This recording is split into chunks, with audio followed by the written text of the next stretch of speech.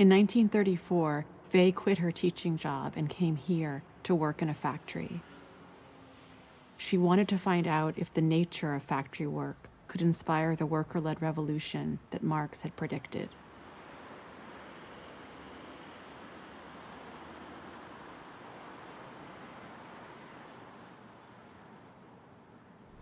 She wanted to become a worker in an assembly line. She was fascinated by what happens when a human becomes a pure machine, a human becomes a pure object. She could only know what she was talking about if she experienced it in her body.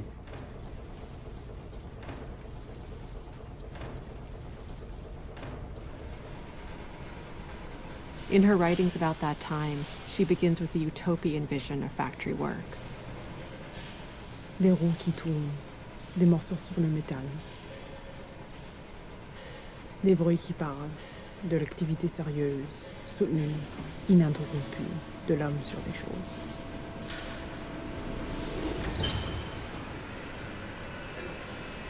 Les courroies de transmission, là où il y en a, permettent de boire par les yeux cette unité de rythme que tout le corps ressent par les bruits et par la légère vibration de toutes les choses.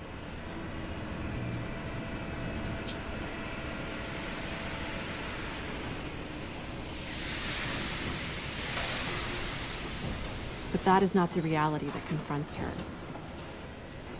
Les choses jouent le rôle des hommes, les hommes jouent le rôle des choses. C'est la racine du mal.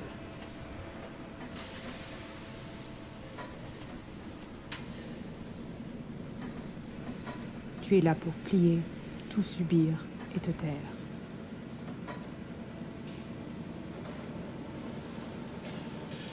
L'attention exigée par le travail n'est compatible avec aucune autre. Parce qu'elle vide l'âme de tout ce qui n'est pas le souci de la vitesse.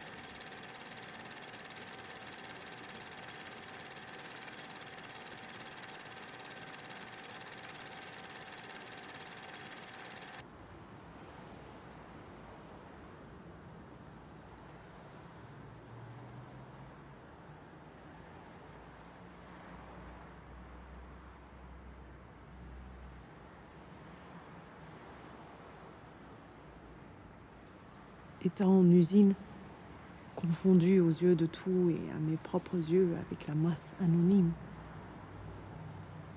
le malheur des autres est entré dans ma chair et mon âme.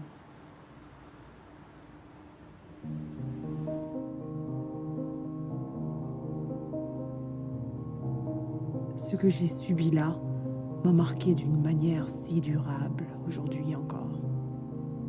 Lorsqu'un être humain me parle sans brutalité, je ne peux pas m'empêcher d'avoir l'impression qu'il doit y avoir erreur. Depuis, je me suis toujours regardée comme une esclave. And so Weil concludes, oppression that is clearly inexorable and invincible does not give rise to revolt, but to submission.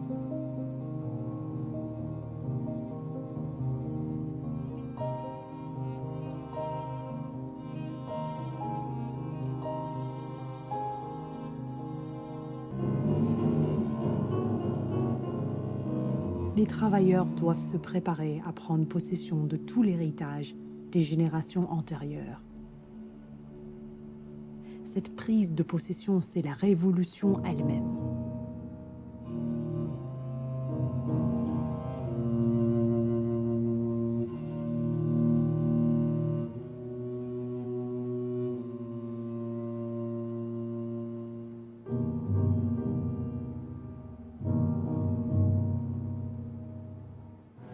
Hitler's predictions of disaster come true.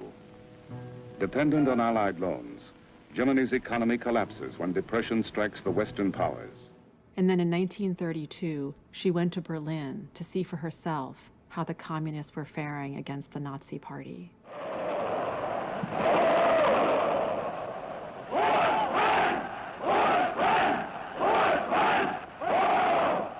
Everyone around her believed that the Communist Party in Germany was so powerful, it was the most powerful in Europe.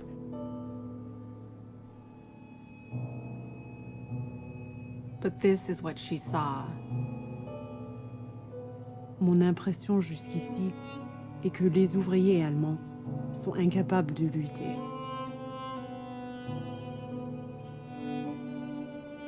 Ceux qui chôment depuis 2, 3, 4, 5 ans ne sont plus capables de l'énergie que demande une révolution.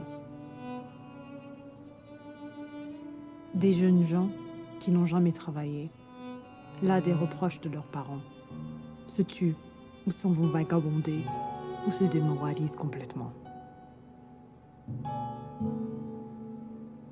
Watching what was going on, how the German people had been destroyed as a nation, she realized that nothing would prevent Hitler to succeed.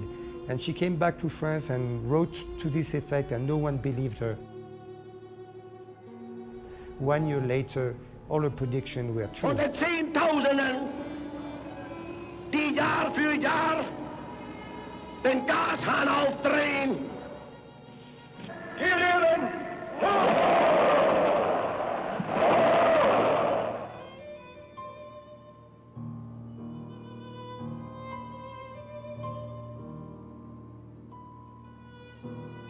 Elle a compris où gisait la folie des hommes. Et ce n'était pas simplement la folie telle que l'a jugée Marx, à savoir la folie de l'exploitant sur l'exploité, mais c'était aussi la folie propre à l'humanité, c'était cette folie de la course au pouvoir.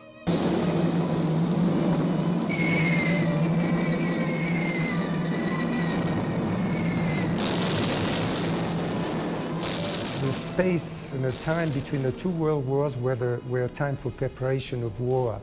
Simone Weil was intensely aware of it.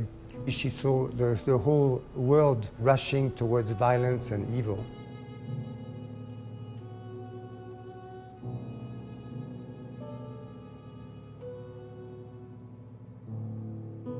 La force, c'est ce qui fait de quiconque lui est soumis une chose. Quand elle s'exerce jusqu'au bout, elle fait de l'homme une chose au sens le plus littéraire, car elle en fait un cadavre. Simone Weil realized that how could workers ever be able to imagine a better world if they didn't have time to think? I remember a Simone Weil quote that Timothy sent me.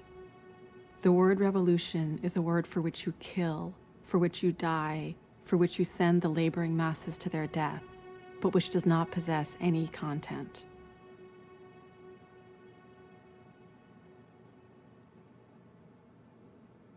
She realized that every revolution would be crushed in blood, and that nothing could be expected from this way of dealing with politics. And so she became much more realistic in that respect. She didn't relance Marxism as a tool, she relaunched communism.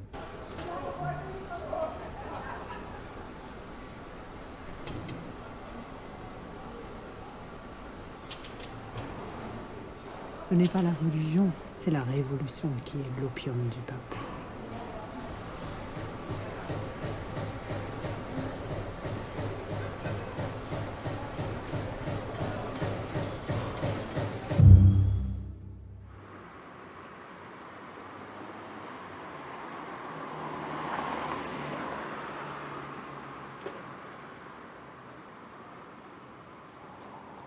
Weil voiced her disillusionment with communism to one of its primary architects, Leon Trotsky. He was staying with the Weils in this apartment building where Weil regularly provided political exiles a safe place to sleep and to hold meetings. Trotsky accused her of being counter-revolutionary. Why, he asked her, do you have doubts about everything?